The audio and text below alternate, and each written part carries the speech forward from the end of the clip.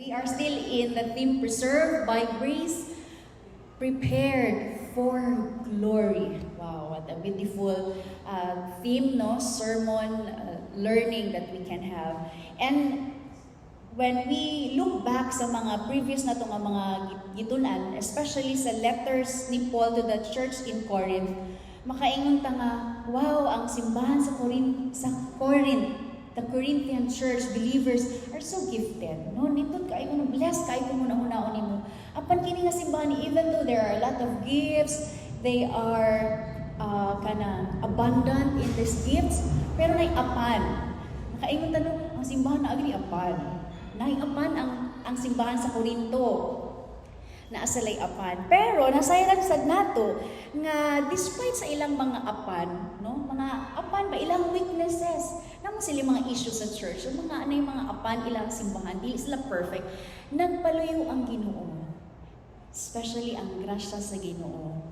Pasabot ilahang kinabuhi bisan pa man dili perpekto, bisan pa man daghang apan, ilahang kinabuhi diha kang Kristo madaugon gihapon. And that is what we will learn. We continue to learn the sermon series this month, Triumph in Weakness. Adunay pag-triumph, adunay victory, adunay kadaugan sa tanang mga atong kaluyahon, tanan natong mga kahuyangon. That is through the grace of God. Last Sunday, we have learned about giving. Mahitungod sa paghatag, no? Importante gid nga makatuon tao, mahitungod sa paghatag. Although dili gid nato ni always kinahanglan iwali, no, every Sunday abi pa lang magsige kita kolekta. Sige kolekta ang simbahan. Uy, but it's a beautiful kanang sermon di ay mahitungod sa paghatag. Sa akong pag-study, it's a wonderful kanang truth from the Bible, teachings from the Bible ang mahitungod sa paghatag. So last Sunday, we have learned about giving, ang pagkamainiton sa paghatag. Nga importante gid magmainiton, madasigon ta sa paghatag. So what happened? Paul wrote to the believers in Corinth. Kay ang nahitabo man gud, giawhag niya ang mga taga-Korinto nga maghatag sila. Iyang gihimo nga example, gihimo niya nga motivation ang simbahan dito sa Macedonia.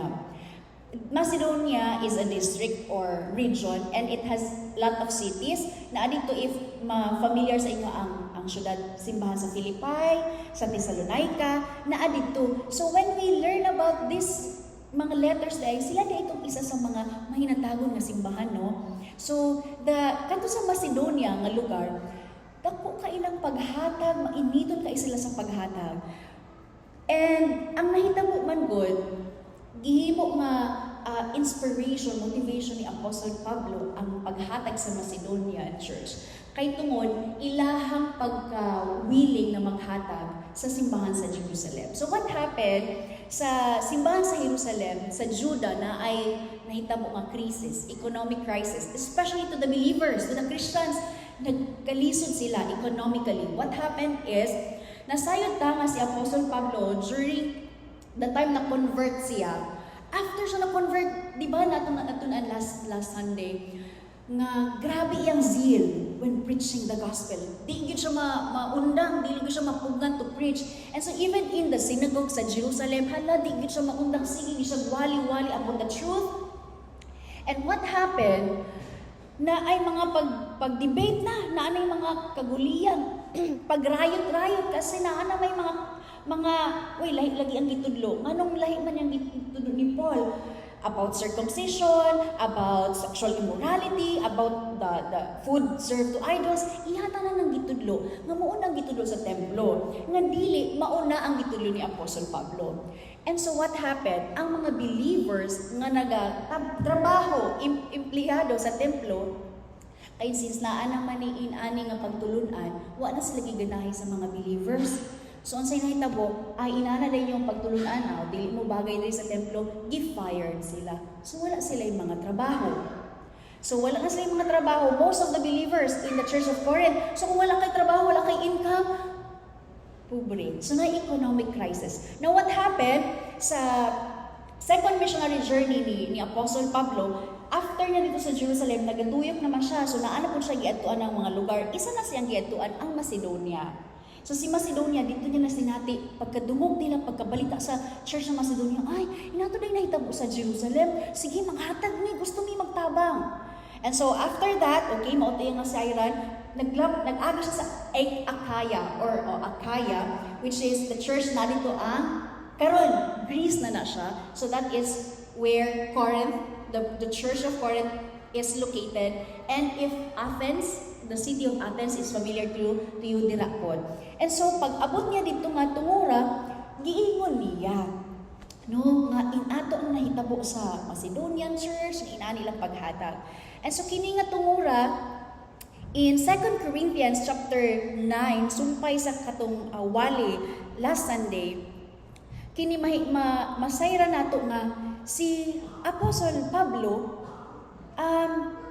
gusto siya nga mo-encourage, gusto siya nga mo-convince sa mga taga-Korinto, higihimo niyang example ang simbahan sa Macedonia. And so let us read in chapter 9, verses 1 to 5. This is how he opened the chapter. Ingon siya, dili na kinahanglan nga sulatan ko pa kamo mahitungod sa hinabang nga gipadala ngadto sa katawan sa Dios sa Judea. Nasayod ako nga andam kamo sa pagtabang ug gipasigarbo ko kamo sa katawhan sa Macedonia. Giingnan ko sila nga ang mga kaigsuonan sa Achaia andam sa pagtabang sukad pa sa miaging tuig ug ang kasibot ninyo nakadasig sa kadaghanan nila. Karon gipadala ko kining mga kaigsuonan aron dili makawang ang among pagpasigarbo. Mahitungod niining bahina kung dili andam kamo sa pagtabang sa kaingon ko na. Kay kun mukuyog kanako ang mga taga Macedonia ug mahibaluan nila nga dili di ay kamo andam, maulawan gayud kami pag-ayo tungod sa dako namong pagsalig kaninyo ug bisan kamo maulawan usab.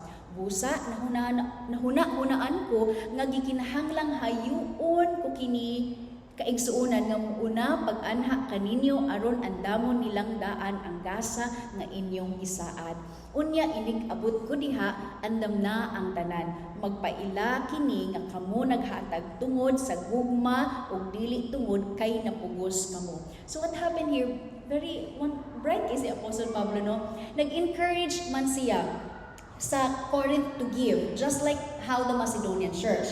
Unya ang yang giingon, kabalo ba mo taga Corinth nga ano na nata mo sa Macedonia, gitsika na ako ang inyong simbahan nga andam na mo mutabang po sa simbahan sa Jerusalem. Nga ready na mo nga magpadala po og inyong hinabang para sa ilaha. Giingon na nako, gipasigarbo na nako. So what happened? Ingon siya, andaman na ninyo.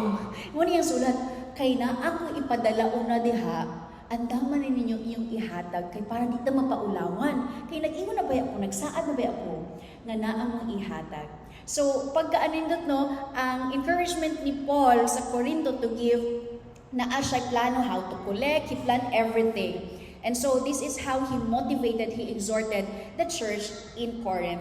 And don't you know, he has this lying principle, why he has this motivation, exhortation to the Corinth to give. And that is our scripture reference this morning. In verse 6, ingon siya, timan-i nga ang nagpugas og diutay, mag-anig diutay, apan ang nagpugas og daghan, mag-anig daghan. Mao ni iyang prinsipyo, mao ni iyang underlying principle, iyang foundation, na kung maghatag mo og daghan mo mabalik sa inyo. It's just like farming. If you sow seeds, many seeds, you will reap many harvests. Pero kung diutay lang, gamay lang, nagtipid-tipid mo og tanom, so gamay lang po ang inyong maani. So this is the principle. Kinahanglan maghatag mo kay why? Nagpugas og daghan, mag-anig daghan. So the title for today's message is Gihigugma sa Dios ang malipayong nagahatag. Dapat malipayon. I hope today we will be motivated and we will be this kind of giver that is cheerful. Malipayon. Ano man kay God loves a cheerful giver. God is delighted, happy, malipay, gihigugma sa Dios ang malipayon. Don't you know that cheerful, kining malipayon diri nga term, na in Greek is hilaros. Hilaros. In English, familiar no more, sounds familiar, hilarious. When we say hilarious, like, it's so funny, kanang grabe ka cheerful. Isa ka preacher, nag-ingon siya, when we say hilarious, kanang gani, inaana gid nga, cheerful giver, hilarious giver, what pasabot, nagahatag siya nga na ay, ha ha ha, ana daw. Can you, have you tried giving with ha ha ha? Inaana siya kag cheerful mo hatag na ay, ha, okay, I will give to you. Dili po mo naguang, no? But that's how cheerful this hilaros word term means. So that's the kind of giver ang ginahigugma sa Diyos. So are we a happy giver? Malipayan ba ta? Cheerful giver ba ta? Because if that is so, God loves us. So how do we know that we are cheerful giver? O sige, ato anang evaluate. Am I a cheerful giver? Kinsa maning mga cheerful giver? There are 3 signs to identify a cheerful giver.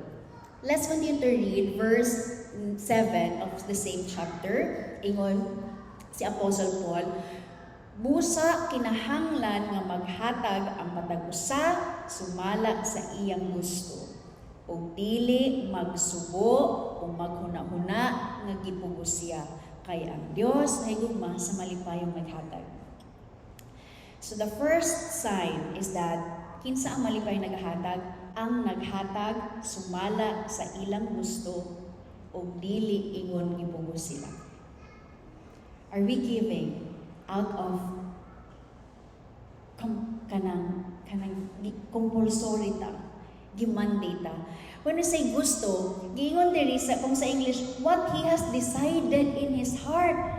Unsa imo giplano og hatag? Do you plan when you give? Do you have your planning? How no ta siguro sa budget planning, no? Pero do you give planning in giving?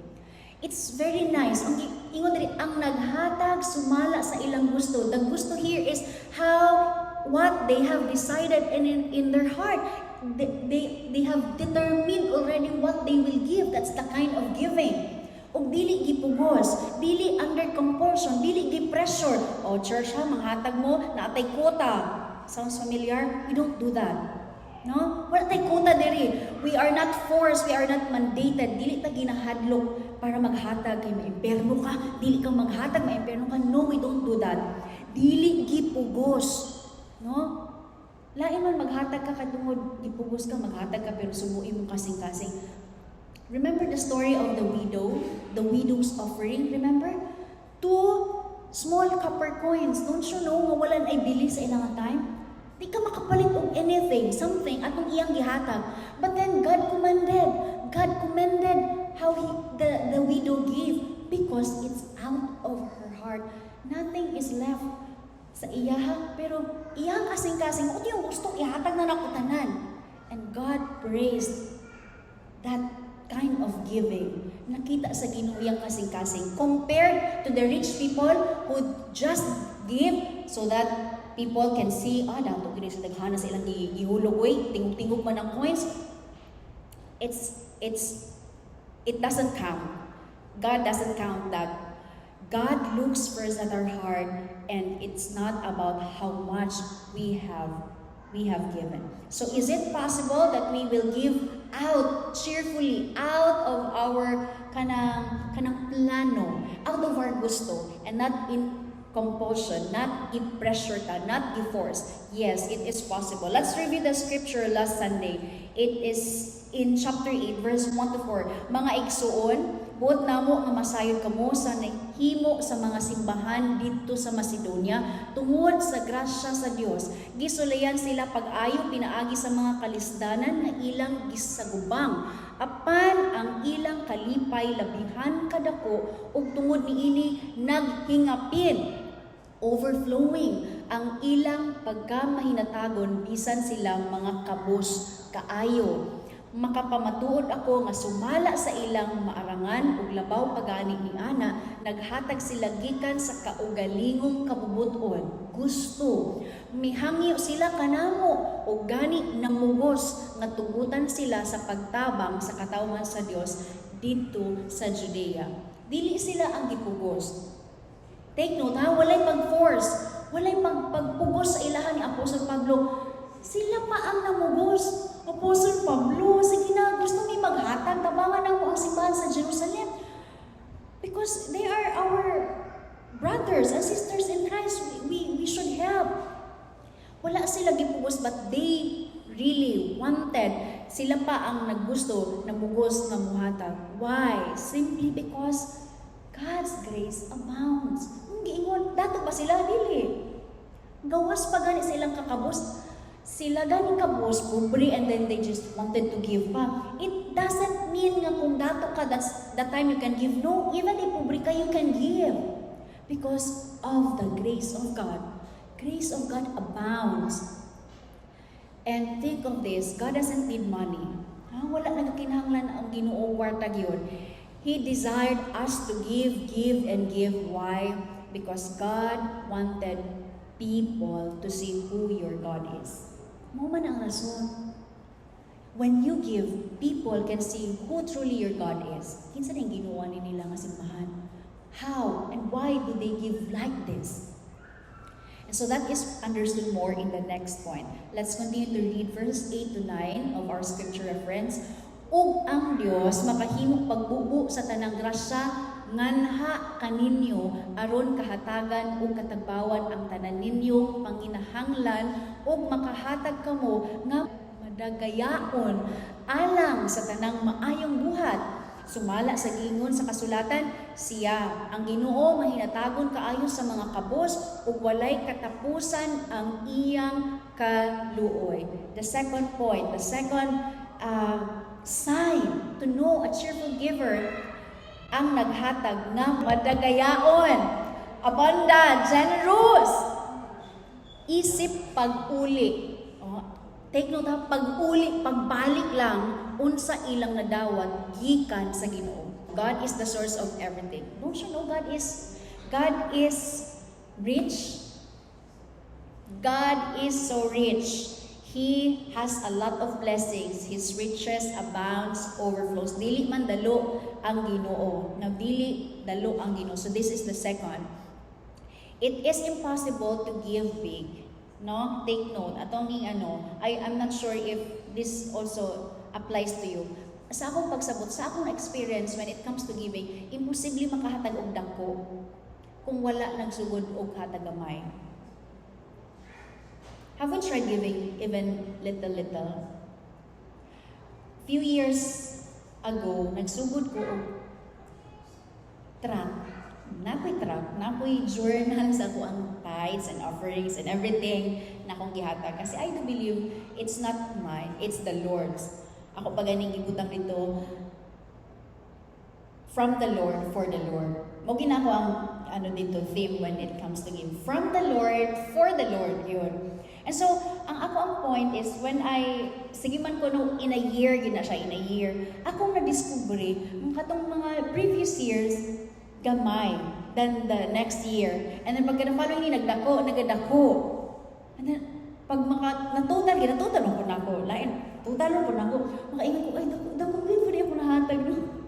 Dako di ko silo, Lord.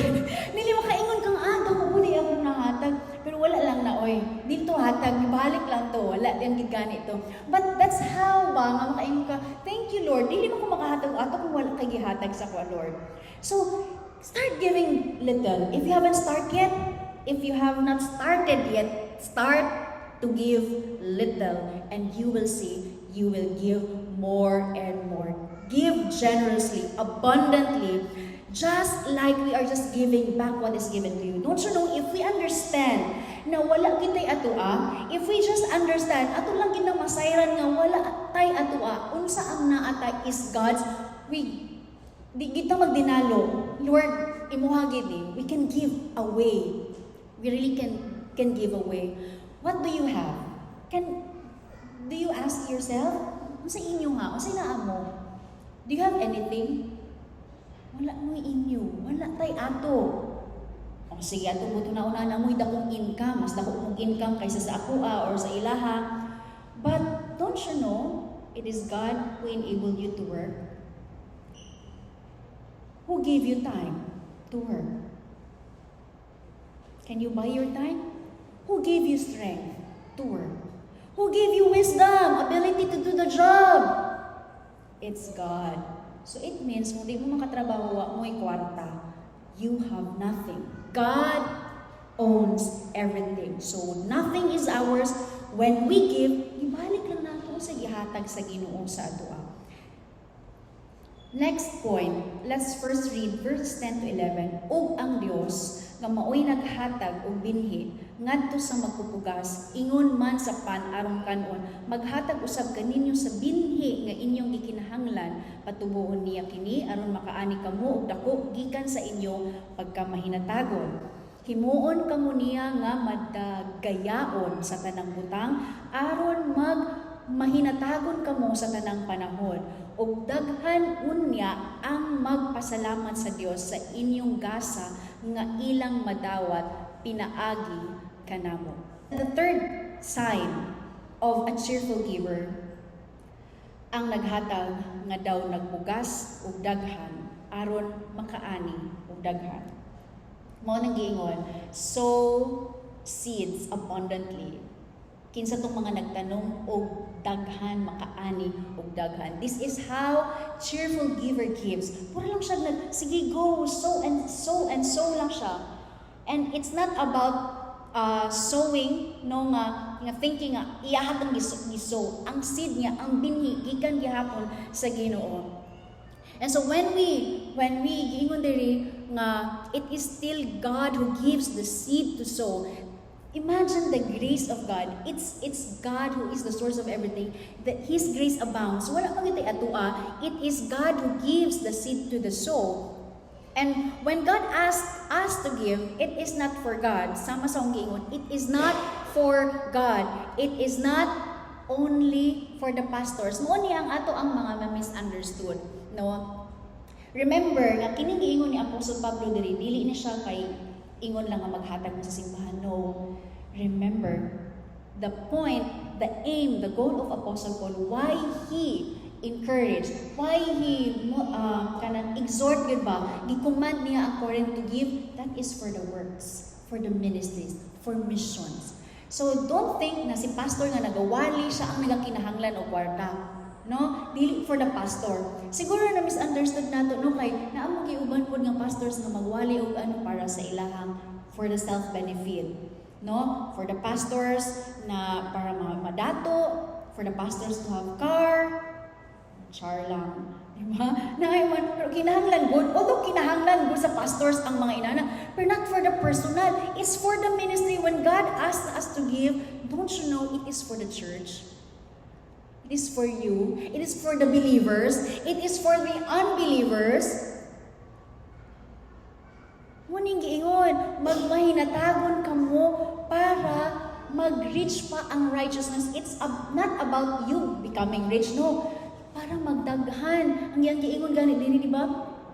Para kini patubuon niya kini maghinatagon kamo kay aron daghang magpasalamat sa Dios sa inyong gasa nga ilang madawat pinaagi kanamo. It is about enriching God's people, the ministries, not each one but the church, the believers, para mag-increase ang righteousness. So dili na siya pasabot kay simbahan nag-ask, no. It's for the missions, it's for the ministry, it's for all. And so yeah, let me remind also and announce. Ayun na lang po na ito, kalimti atong missions pledge. No, atong missions pledge sila. Dili na for the church, but that's for the mission work. So don't forget, we are now in the last quarter of the year. So don't forget. Yes. And for our other giving pa, no, we have a lot of pledges, but take note, just like Apostle Paul encouraged, it's not for him, actually. Baga lang yun siya nawong. I remember na noon. Sounds familiar siya, no? Pasaylunta ko ni Pastor Park, pero si Pastor Park, inaani siya. Mag-encourage when we give. Before, mag-question din kung anong suguon mag-gid ko niya mag-ask og support ani nga tao. Uy, you just ask them to ask support. And then tell them the reason why you ask. Pero maulaw mag-gid ko. I'm not used to do it. But I realize, pila lang ka year, inara siya kabaga dahil, kabalo siya dili for himself. Inana siya kanang confident mga you ask, support. Kay that's not for himself, that's for others. That's for others. Why would he not do his best for the sake of others? He would, he will.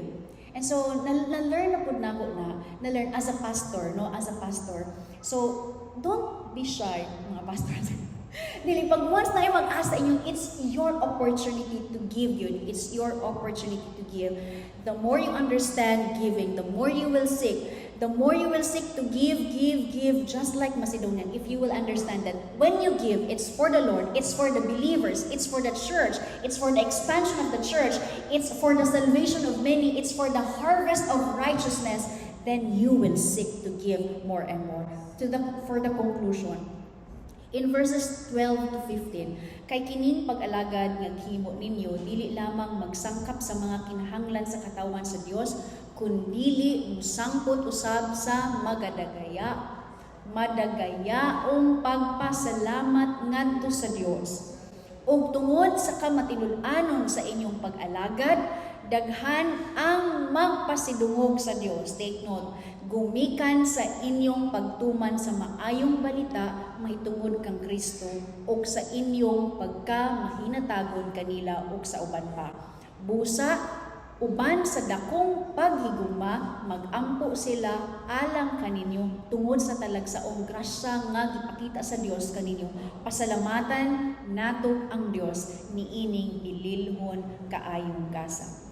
To conclude the message, gihigugma sa Dios ang malipayong naghatag tungod kayo. Kabubuton sa Dios na pinaagi sa atong paghatag daghan pa makasinati sa iyang dakong gugma ug grasya. Let's think of others. Let's not think of ourselves alone when it comes to giving.